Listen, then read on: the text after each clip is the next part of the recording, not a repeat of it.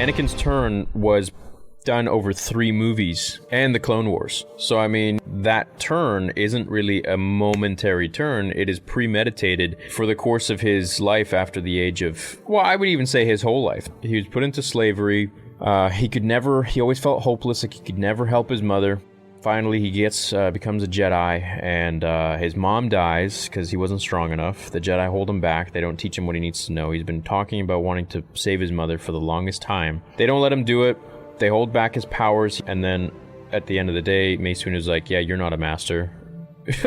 So he's like, okay, well, that's a slap in the face. You know what? I don't even care about that title. I don't care about you being disrespectful. I just need the rank of master so I can go into the restricted section to learn how to stop my wife from dying from these dreams and visions. So he's been having these his entire life of things. He'll see things before they happen. And this is something that Qui-Gon said in episode 1, is that he has Jedi reflexes. He sees things before they happen. So he's been leading up to this. He knows this.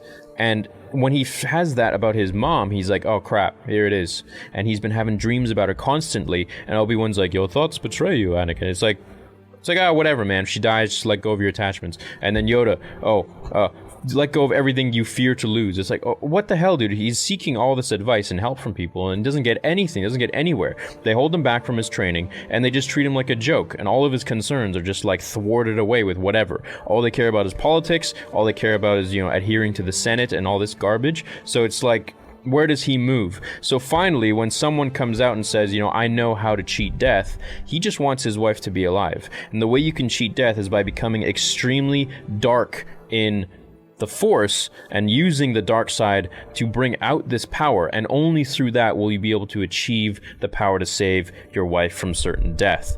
You gotta sell your soul to the devil, and once you do, then you will be able to save her life. He does all of this and then loses to Obi-Wan. He's not necessarily an evil person at the core for his own ego. He is doing, at the end of the day, he is doing all of this out of frustration, pent-up anger for everything that they have done to him and held him back on.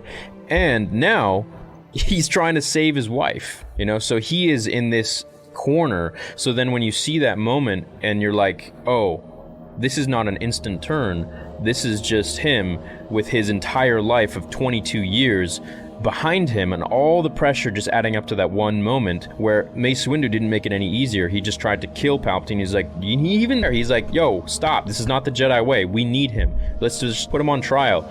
And then he has control of the Senate and the courts. He's too dangerous to be left alive. Oh no, I'm gonna kill him. It's like, no! In that last second, all of that in his moment of 22 years of living flashed, and he chopped off his hand. Palpatine took that and seized the opportunity, killed Mace Windu, and it was too late.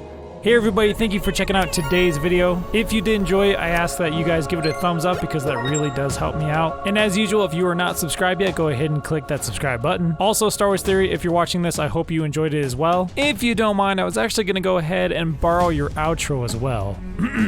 As always, everybody, the Force is with you. Always.